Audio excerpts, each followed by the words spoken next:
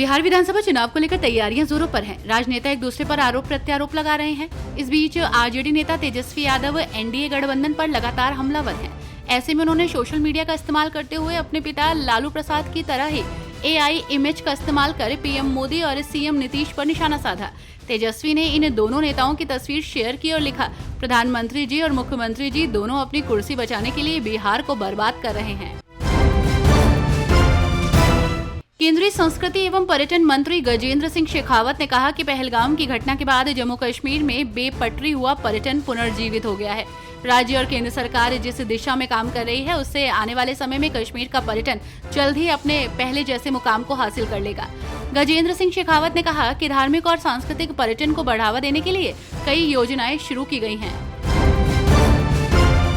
महाराष्ट्र में भाषा विवाद को लेकर सियासी पारा हाई है। नेताओं की लगातार प्रतिक्रिया आ रही है। तो इस बीच शिवसेना यूबीटी नेता प्रियंका चतुर्वेदी ने कहा कि भाजपा के विधायक आशीष शेलार जो मुंबई के प्रमुख नेताओं में से एक हैं, उन्होंने मराठी हिंदुओं की तुलना आतंकवादियों से की। अब निशिकांत दुबे कह रहे हैं कि ये लोग हमारी जेब पर पल रहे हैं। मैं मुख्यमंत्री से पूछना चाहती हूँ कि जब महाराष्ट्र के हित की बात आती है तो वे चुप क्यों हो जाते हैं? ऐसे बयानों पर कोई कार्रवाई क्यों नहीं हो रही? जमीयत उलेमाए हिंद के अध्यक्ष मौलाना अरशद मदनी ने दिल्ली हाई कोर्ट में फिल्म उदयपुर फाइल्स की रिलीज रोकने की याचिका दायर की है। ये फिल्म उदयपुर में दर्जी कन्हैयालाल साहू की हत्या पर आधारित है। याचिकाकर्ता का कहना है कि फिल्म में हत्या को मुस्लिम समुदाय के नेताओं की मिलीभगत से दिखाया गया है, जिससे हिंदुओं और मुसलमानों के बीच दरार पैदा हो सकती है। बिहार विधानसभा चुनाव से पहले विशेष मतदाता सूची पुनरीक्षण की प्रक्रिया ने राजनीतिक गर्मी बढ़ा दी है।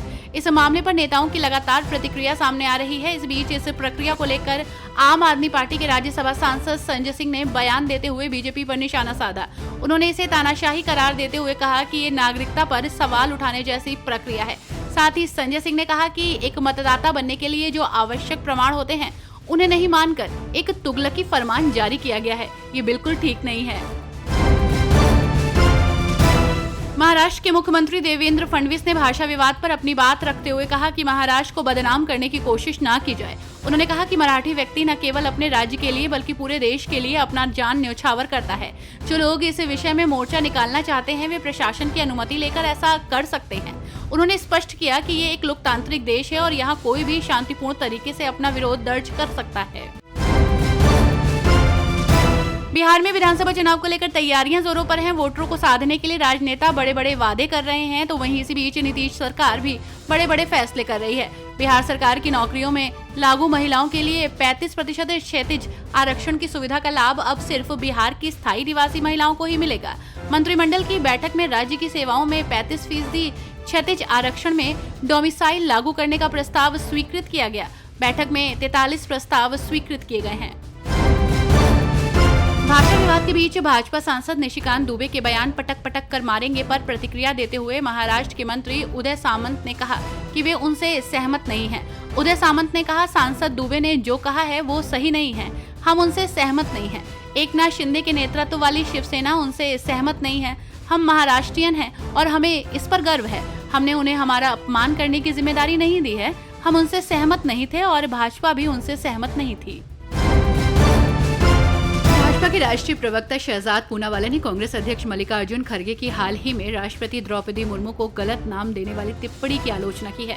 उन्होंने कहा कि खड़गे जी द्वारा राष्ट्रपति द्रौपदी मुर्मू को मुर्मा जी, कोविंद जी को कोविड जी कहना और फिर उन्हें जमीन हड़पने वाला कहना SC और ST समुदाय के प्रति कांग्रेस की गहरी नफरत को दर्शाता है और बार बार उन्होंने इस तरह का व्यवहार दिखाया है। कांग्रेस नेता जीतू पटवारी ने मध्य प्रदेश में बिगड़ती कानून व्यवस्था को लेकर भाजपा सरकार पर निशाना साधा। उन्होंने आरोप लगाया कि प्रशासन सरकार के दबाव में शिकायतकर्ताओं को ही आरोपी बना रही है। कांग्रेस ने मोदी की गारंटी, OBC आरक्षण और ST पर हो रहे अत्याचारों का मुद्दा उठाते हुए प्रदेश को अपराध की राजधानी बताया। पार्टी ने कहा कि वो इन मुद्दों पर लगातार आवाज उठाती रहेगी।